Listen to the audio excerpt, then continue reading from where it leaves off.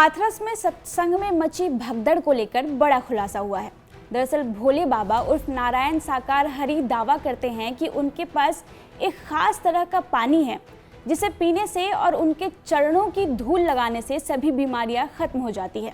यही कारण है कि उनके सत्संग में यूपी, हरियाणा, राजस्थान, दिल्ली, उत्तराखंड और कई राज्यों से लोग पहुंचे थे। बाबा ने हाथरस में प्रवचन के दौरान भी कहा था कि मेरे चरणों की रज लेकर जाना, मत्थे पर धूल लगाना तो सभी समस्या और बीमारी खत्म हो जाएगी। इतने में उनके चरणों की धूल लेने के लिए पंडाल में भगदड़ मच गई और लाशों का ढेर लग गया। इस हादसे ने एक बड़ा सवाल ये खड़ा कर दिया है कि इस तरह के अंधविश्वास को बिना किसी डर या रोक टोक के क्यों फैलाया जा रहा है। ठीक ऐसा ही सवाल 4 जुलाई को उच्च सदन में कांग्रेस अध्यक्ष और राज्यसभा में नेता प्रतिपक्ष मल्लिकार्जुन खड़गे ने भी उठाया।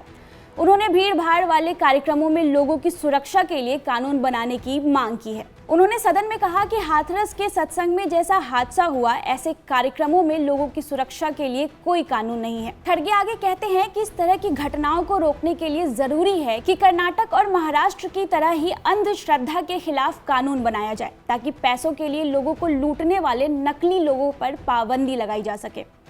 ऐसे में इस रिपोर्ट में विस्तार से जानते हैं कि आखिर ये अंधश्रद्धा कानून क्या है और किस राज्य में अंधविश्वास को लेकर कैसे कानून है।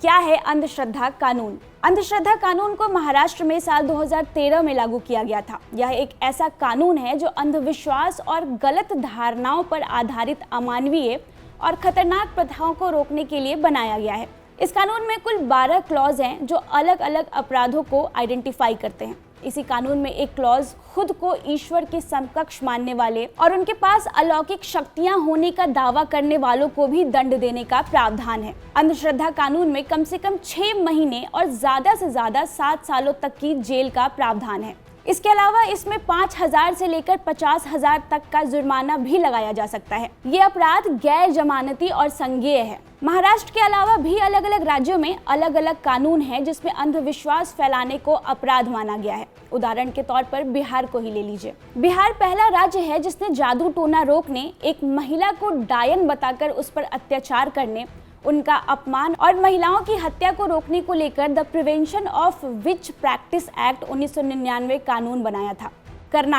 कर्नाटक में भी साल 2017 में अंधविश्वास विरोधी कानून को प्रभाव में लाने का काम किया गया था, जिसे अमानवीय प्रथाओं और काला जादू रोकथाम एवं उन्मूलन अधिनियम के रूप में जाना जाता है।